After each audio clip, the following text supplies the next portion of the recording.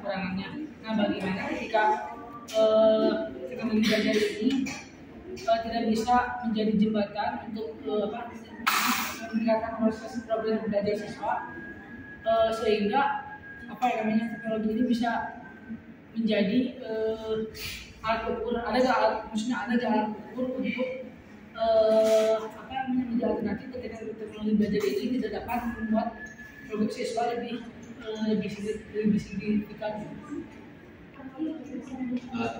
Alat ukur ketika misalkan teknologi belajar ini tidak bisa membuat progres peserta didik naik signifikan. Kira-kira ada atau enggak? Alat ukur yang pertama yang memang mudah, paling mudah kita temukan, paling tepat kita temukan alat ukurnya itu ada pada keprofesionalan dosen itu sendiri.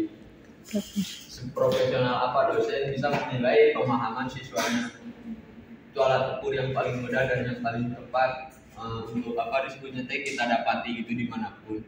Karena kalau misalkan secara alat ukur yang konkret ya kita harus datang ke psikiater untuk mengukur IQ kita sejauh mana. Kalau misalkan ada alat ukur yang secara jelas, bisa juga ketika kita menanyakan permasalahan kita ke teman itu, apakah teman itu bisa memecahkan masalah kita atau tidak gitu. Itu alat ukurnya.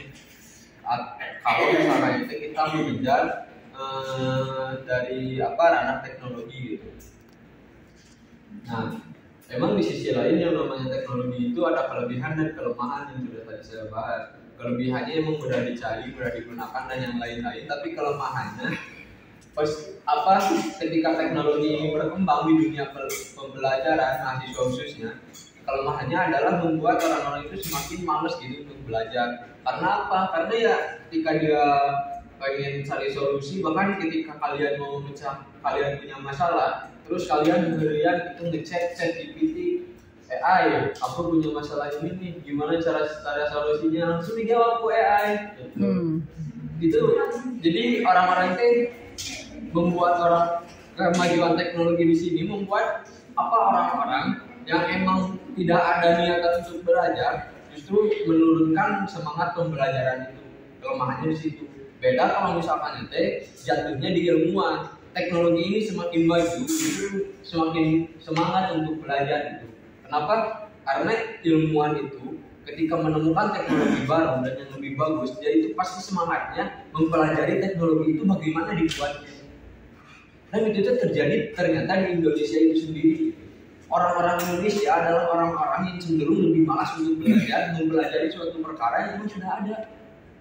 Contoh, pernah nggak kalian berpikir bagaimana infokus ini bisa dibuat? Pernah nggak kalian mempelajari bagaimana infokus ini dibuat dari apa?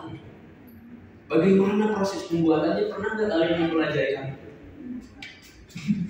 Jadi itu salah satu hal yang memang membuat orang Indonesia kenapa sampai saat ini tidak pernah maju. Karena pemikiran orang Indonesia, bisa beli dan murah 1 juta 2 juta dipakainya gitu-gitu kan nih. Itu adalah pemikiran-pemikiran yang membuat kita memang dari masalah teknologi ini justru membuat kemajuan dan kemandirian kita semakin lemah gitu. Kebodohan kita semakin berkurang. Itu salah satu efek dari kemajuan teknologi yang ada. Apalagi posisinya jatuh di Indonesia itu sendiri. Karena orang Indonesia itu maunya instan gitu segala rupa itu. Gak pernah mereka berpikir bagaimana proses berjalannya untuk menjadi bos itu nggak pernah. Rata-rata ketika penelitian dijalankan, seorang peneliti itu dijalankan, semua orang-orang yang lulus mahasiswa yang lulus kuliah rata-rata bisa kalian coba praktekkan juga. Tanya oleh kalian semua mahasiswa yang hadir di sini. Saya yakin semua mahasiswa yang hadir di sini profesi ketika lulus jadi mahasiswa kalian ingin menjadi guru. Betul dia? Kemarin pasti tanya boleh jadi guru di situ soal pas gaming.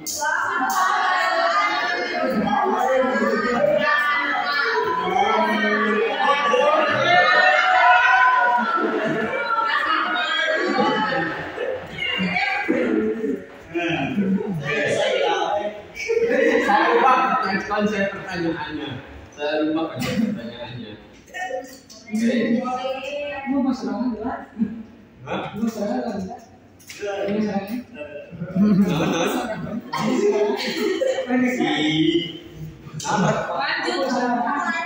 Lanjut.